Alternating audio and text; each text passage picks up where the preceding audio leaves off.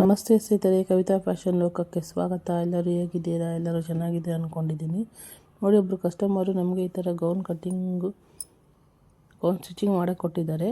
ನಾನೀಗ ಅದನ್ನು ಕಟ್ಟಿಂಗ್ ಯಾವ ಥರ ಮಾಡೋದನ್ನು ತೋರಿಸ್ತಾ ಇದ್ದೀನಿ. ನೋಡಿ, ಇವಾಗ ಇದನ್ನು ಸ್ಯಾರಿ ಬಂದು ಬ್ಲೂ ಕಲರು, ಬ್ಲೌಸ್ ಪೀಸ್ ಬಂದು ಗ್ರೀನ್ ಕಲರು ಮತ್ತು ಸೆರಗು ಬಂದು ಸಹ ಗ್ರೀನ್ ಕಲರ್ ಇದೆ. ಕಸ್ಟಮರು ನಮಗೆ ಸ್ಯಾರಿಯಲ್ಲಿ ಮಾಡಿಕೊಡಿ ಅಂತ ಹೇಳಿದರು. ಬ್ಲೂ ಕಲರ್ ನಾನು 1/4 ಮೀಟರ್ ಲೈನಿಂಗ್ ತೊಗೊಂಡಿದ್ದೀನಿ. ಇವಾಗ ಇದಕ್ಕೆ ಲೈನಿಂಗ್ ತೊಗೊಂಡು ಮೆಜರ್ಮೆಂಟ್ ಎಲ್ಲ ಬರ್ಕೊಂಡಿದ್ದೀನಿ. ನಾನು ಕೆಳಗಡೆ ಒಂದು ಅರ್ಧ ಇಂಚು ಮಾರ್ಕ್ ಮಾಡ್ಕೊಳ್ತೀನಿ ಫೋಲ್ಡಿಂಗಿಗೆ. ಅವ್ರದ್ದು ಲೆಂತ್ ಬಂದು 15 ಇದೆ. 15ಗೆ 1 ಇಂಚ್ 16 ಇಂಚ್ ತೊಗೊಳ್ತೀನಿ. 16 ಇಂಚ್ ತೊಗೊಂಡು ಮೇಲೆ ಒಂದು ಲೈನ್ ಹಾಕ್ಕೊಳ್ತೀನಿ. ಅಲ್ಲೂ ಅರ್ಧ ಇಂಚ್ ಫೋಲ್ಡಿಂಗ್ ತೊಗೊಳ್ತೀನಿ. ಅವ್ರದ್ದು ಶೋಲ್ಡರ್ ಬಂದು 16 ಇದೆ.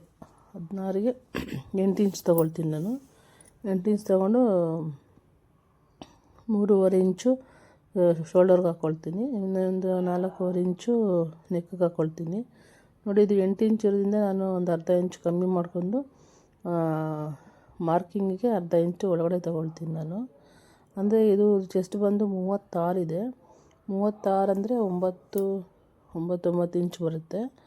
9 ಇಂಚು ಒಂದು ಮಾರ್ಕ್ ಮಾಡ್ಕೊಳ್ತೀನಿ. ಆಮೇಲೆ ಇದು ಗೌನ್ ಹಾಗಾಗಿರೋದ್ರಿಂದ 1 ಇಂಚ್ ಎಕ್ಸ್ಟ್ರಾ ಮಾರ್ಕ್ ಮಾಡ್ಕೊಳ್ತೀನಿ ನಾನು.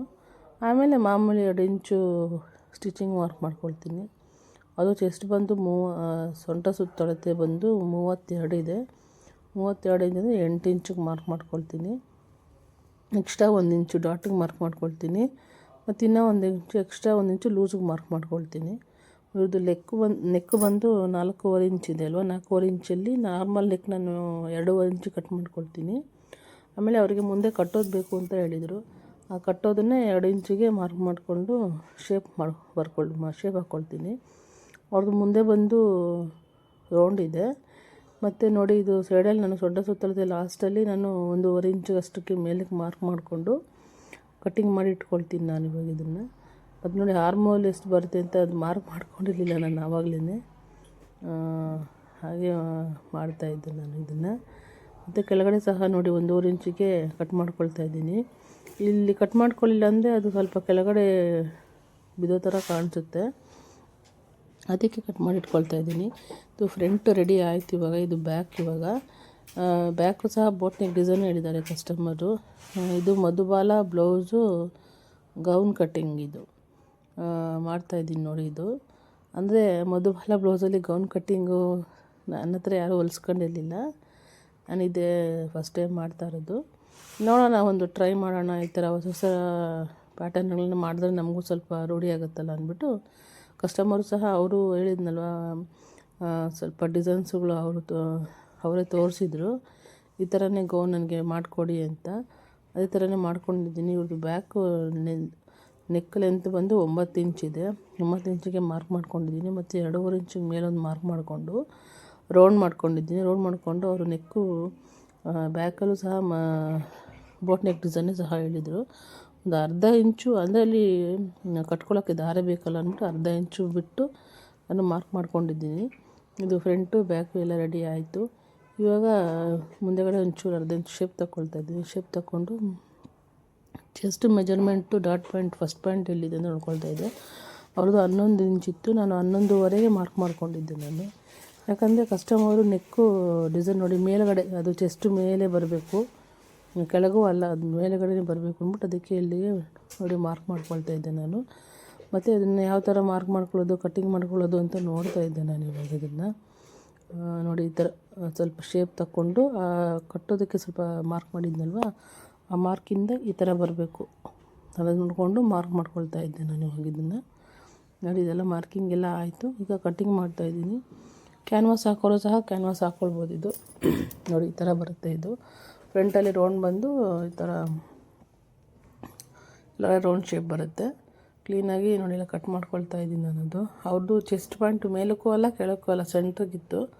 ನೋಡಿ, ಈ ಥರ ಬರುತ್ತೆ ಕಟ್ಟಿಂಗ್ ಆದಮೇಲೆ. ನಾನು ಈ ಪೀಸ್ನ ಬೇರೆ ಪೀಸಲ್ಲಿ ಕಟ್ ಮಾಡ್ಕೊಳ್ತೀನಿ ಒಂದು ಅರ್ಧ ಇಂಚು ಎಕ್ಸ್ಟ್ರಾಗೆ. ಯಾಕಂದರೆ ನಾವು ಅಟ್ಯಾಚಿಂಗ್ ಮಾಡಬೇಕಲ್ವ, ಇದನ್ನು ಅಟ್ಯಾಚಿಂಗ್ ಮಾಡಿಬಿಟ್ರೆ ಅದು ಚೆಸ್ಟು ಸ್ವಲ್ಪ ಚಿಕ್ಕದಾಗ್ಬಿಡುತ್ತೆ. ಅದಕ್ಕೆ ನಾನು ಕ್ಲೀನಾಗಿ ಮಾರ್ಕ್ ಮಾಡಿಕೊಂಡು ಅದು ಅರ್ಧ ಇಂಚು ಎಕ್ಸ್ಟ್ರಾಗೆ ಕಟ್ ಮಾಡ್ಕೊಳ್ತೀನಿ. ಮೇಲ್ಗಡೆ ಫ್ರಂಟ್ ಏನು ಎಕ್ಸ್ಟ್ರಾ ತೊಗೊಳ್ಳಲ್ಲ ನಾನು, ಸೇಮ್ ಅಷ್ಟೇ ಕಟ್ ಮಾಡಿಕೊಂಡು ಕಟ್ಟಿಂಗ್ ಮಾಡ್ಕೊಂಡು ಇಟ್ಕೊಳ್ತೀನಿ.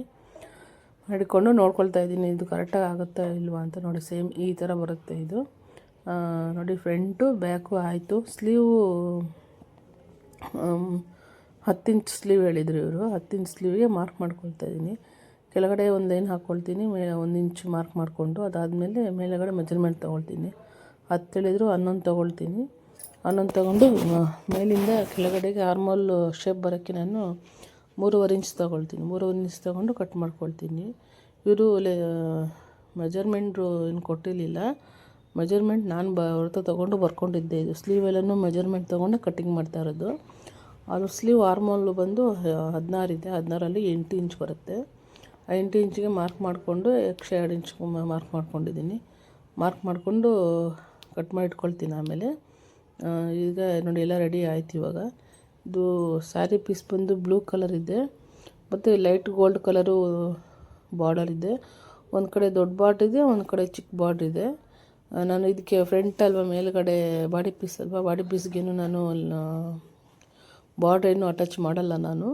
ಸುಮ್ಮನೆ ನಾನು ಅದು ಈಗ ಫ್ರಂಟ್ ಬ್ಯಾಕಿಗೆ ಎಷ್ಟು ಲೆಂತ್ ಬೇಕು ಅನ್ನೋದು ನೋಡ್ಬಿಟ್ಟು ಕಟ್ಟಿಂಗ್ ಮಾಡಿಕೊಳ್ತಾ ಇದ್ದೆ. ಮತ್ತು ಬಾರ್ಡ್ರೆಲ್ಲನೂ ತೆಗಿತಾ ಇದ್ದೆ ನಾನು ಇವಾಗ ಇದಕ್ಕೆ. ಅವರು ಡಿಸೈನಲ್ಲಿ ಅವರು ಫ್ರಂಟ್ ಸ್ಲೀವು ಫ್ರಂಟು ಕೆಳಗಡೆಗೆ ಎಲ್ಲನೂ ಒಂದೇ ಕಲರು. ಮತ್ತು ಚೆಸ್ಟ್ ಹತ್ರ ಮಾತ್ರ ನಾವು ಮಧುಬಾಲ ಡಿಸೈನ್ ಕಟ್ಟಿಂಗ್ ಮಾಡಿದ್ರಲ್ವ, ಅದಕ್ಕೆ ಮಾತ್ರ ಬೇರೆ ಪೀಸ್ ಅಟ್ಯಾಚ್ ಮಾಡಿದರು. ನಾನು ಅದಕ್ಕೆ ಬಾರ್ಡ್ರ್ ಅಟ್ಯಾಚ್ ಮಾಡೋಣ ಅಂದ್ಕೊಂಡಿದ್ದೀನಿ. ಅದೇ ಬಾರ್ಡ್ರ್ ಸ್ವಲ್ಪ ದೊಡ್ಡದಿದೆ ಅಲ್ವಾ, ಅದನ್ನು ಅಟ್ಯಾಚ್ ಮಾಡ್ಕೊಳ್ಳೋಣ ಅಂತ ಇದ್ದೀನಿ. ಇಲ್ಲ ಅವ್ರ ಕಸ್ಟಮರ್ ಏನಾದರೂ ನನಗೆ ಬ್ಲೌಸ್ ಪೀಸಲ್ಲೇ ಬೇಕು ಅಂತಂದರೆ ಆ ಬ್ಲೌಸ್ ಪೀಸನ್ನೇ ಅಟ್ಯಾಚ್ ಮಾಡ್ತೀನಿ. ನೋಡಿ ಇವಾಗ ಇದೆಲ್ಲ ಮಾರ್ಕಿಂಗ್ ಎಲ್ಲ ಆಯ್ತು. ಇವಾಗಿದ್ದು ಇದನ್ನು ನೋಡ್ಕೊಳ್ತಾ ಇದ್ದೀನಿ. ಇದು ಬಟ್ಟೆ ಎಲ್ಲನೂ ಅಡ್ಜಸ್ಟ್ ಮಾಡಿಟ್ಕೊಳ್ತಾ ಇದ್ದೀನಿ. ಇವಾಗ ನೋಡಿ ಮುಂದೆಗಡೆ ಇದು ಕಟ್ ಮಾಡ್ಕೊಳ್ಳೋಣ, ಅದು ಕಟ್ ಮಾಡ್ಕೊಳ್ಳೋಣ ಅಂತ ಯೋಚನೆ ಮಾಡ್ತಾಯಿದ್ದೆ. ನೀವು ಆದರೂ ಒಂದು ಸತಿ ಕಸ್ಟಮರ್ ಇನ್ನೊಂದು ಸತಿ ಕೇಳ್ಬಿಡೋಣ, ಆಮೇಲೆ ಅದನ್ನು ಕಟ್ ಮಾಡಿದ್ರೆ ವೇಸ್ಟ್ ಆಗುತ್ತೆ ಅಂದ್ಬಿಟ್ಟು ನಾನು ಇದನ್ನು ಕಟ್ ಮಾಡೋಣ, ಇದನ್ನೇ ಹಾಕ್ಕೊಳ್ಬೋದು ಅಲ್ವಾ ಅಂದ್ಕೊಂಡು. ನೋಡಿ ಬಟ್ಟೆ ಸಾಲಿಲ್ಲ ಅಂದರೆ ಬಾರ್ಡ್ರ್ ಸಾಲಿ ಅಂದರೆ ಮೇಲೆಗಡೆ ಇಡ್ತಾ ಅಟ್ಯಾಚ್ ಮಾಡಿಬಿಟ್ಟು ಹಾಕ್ಕೊಳ್ಳೋಣ ಅಂತ ಅಟ್ಯಾಚ್ ನೋಡ್ತಾ ಇದ್ದೀನಿ.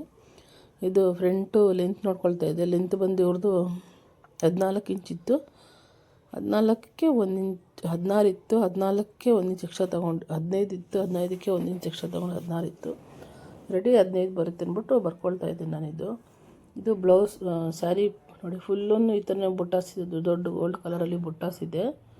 ಅದನ್ನೇ ಈಗ ಮೆಜರ್ಮೆಂಟ್ ಕೆಳಗಡೆಗೆ ಅವರು ನಾರ್ಮಲ್ ನೆರಿಗೆ ಬೇಕು ಅಂತ ಹೇಳಿದರು ಅವರು. ಇದರಲ್ಲಿ ಫೋಟೋಸಲ್ಲಿ ಅವರು ಅಂಬ್ರೆಲಾ ಥರ ತೋರಿಸಿದ್ರು. ಇದು ಭಾಳ ದೊಡ್ಡದಿರೋದ್ರಿಂದ ಕಸ್ಟಮರು ನಮಗೆ ಆ ಥರ ಬೇಡ, ನಾರ್ಮಲ್ 1 ಇಂಚ್ ನೆರಿಗೆ ಇಟ್ಟು ಮಾಡಿಕೊಡಿ ಅಂತ ಹೇಳಿದರು. ಅದೇ ಥರನೇ ಮೆಜರ್ಮೆಂಟ್ ಮಾಡ್ಕೊಳ್ತಾ ಇದ್ದೀನಿ ನಾನು ಇವಾಗ ಇದನ್ನು. ಇದು ಬಂದು ಫುಲ್ ಲೆಂತ್ ಬಂದು ಅವ್ರದ್ದು 52 ಇದೆ. 52ರಲ್ಲಿ ನಾನು 15 ಇಂಚು ಮೈನಸ್ ಮಾಡ್ತೀನಿ. 15 ಇಂಚ್ ಮೈನಸ್ ಮಾಡಿದ್ರೆ 37 ಏನೋ ಬರುತ್ತೆ. 37ಗೆ 1 ಇಂಚು ಅಟ್ಯಾಚಿಂಗಿಗೆ 1 ಇಂಚು ಸೇರಿಸ್ತೀನಿ. 38 ಇಂಚು ಬರುತ್ತೆ ಅದು. 8 ಇಂಚ್ ಬಂದಮೇಲೆ ಕ್ಲೀನಾಗಿ ನೋಡಿ ಸ್ಕೇಲಲ್ಲಿ ಮಾರ್ಕ್ ಮಾಡಿಕೊಂಡು ಕ್ಲೀನಾಗಿ ಕಟ್ಟಿಂಗ್ ಮಾಡ್ಕೊಳ್ತೀನಿ ನಾನು ಇವಾಗ ಇದನ್ನು. ಇದು ಬ್ಲೂ ಕಲರು ಗೌನ್ ಆಗಿರುತ್ತೆ. ಇದಕ್ಕೆ ಲೈನಿಂಗ್ ಸಹ ನಾನು ಮೇಲ್ಗಡೆಗೆ ಬಾಡಿಗೆ ಲೈನಿಂಗ್ ಕಾಟನ್ ಲೈನಿಂಗ್ 1/4 ಮೀಟ್ರ್ ತೊಗೊಳ್ತೀನಿ. ಮತ್ತು ಕೆಳಗಡೆಗೆ ಪಾಲಿಸ್ಟರ್ ತೊಗೊಳ್ತೀನಿ. ಮೇಲುಗಡೆ ಕಾಟನ್ ಪಾಲಿಸ್ಟರ್ ಹಾಕಿದ್ರೆ ಸ್ವಲ್ಪ ಅವರಿಗೆ ಒಂಥರ ಅಲರ್ಜಿ ಥರ ಆಗುತ್ತೆ.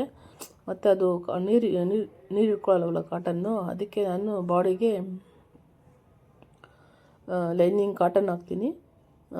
ನಾರ್ಮಲ್ ಕೆಳಗಡೆಗೆ ಪಾಲಿಸ್ಟರ್ ಹಾಕ್ತೀನಿ. ಪಾಲಿಸ್ಟರ್ ಹಾಕಿ ನೋಡಿ ಅದು ಸುತ್ತಳತೆ ಬಂದು 32 ಇಂಚ್ ಇತ್ತು. 8 ಇಂಚ್ ಇತ್ತು. 8 ಇಂಚಿಗೆ ಅಟ್ಯಾಚಿಂಗ್ ಇರಲಿ ಒಂದು ಅರ್ಧ ಇಂಚ್ 1 ಇಂಚ್ ಅಂದ್ಬಿಟ್ಟು 10 ಇಂಚ್ ತೊಗೊಂಡು ಮಾರ್ಕ್ ಮಾಡ್ಕೊಳ್ತಾ ಇದ್ದೀನಿ ನಾನು. ಮಾರ್ಕ್ ಮಾಡಿಕೊಂಡು ಕಟ್ಟಿಂಗ್ ಮಾಡ್ಕೊಳ್ತಾ ಇದ್ದೀನಿ. ಮತ್ತು ಕೆಳಗಡೆ ಏನು ನೋಡಿ ಈ ಥರ ಬಾಕ್ಸ್ ಶೇಪ್ ಬಂದಿರೋದ್ರಿಂದ ಅದನ್ನು ಸ್ವಲ್ಪ ರೌಂಡಾಗಿ ಮಾರ್ಕ್ ಮಾಡ್ಕೊಳ್ತಾ ಇದ್ದೀನಿ. ಮಾರ್ಕ್ ಮಾಡಿಕೊಂಡು ಕಟ್ಟಿಂಗ್ ಮಾಡ್ಕೊಳ್ತೀನಿ. ನೋಡಿ ಈಗ ಫುಲ್ಲು ಎಲ್ಲನೂ ರೆಡಿ, ಕಟ್ಟಿಂಗ್ ಎಲ್ಲ ರೆಡಿ ಆಯಿತು. ಮುಂದೆ ಸ್ಟಿಚಿಂಗ್ ವಿಡಿಯೋ ನೋಡೋಣ. Thank you.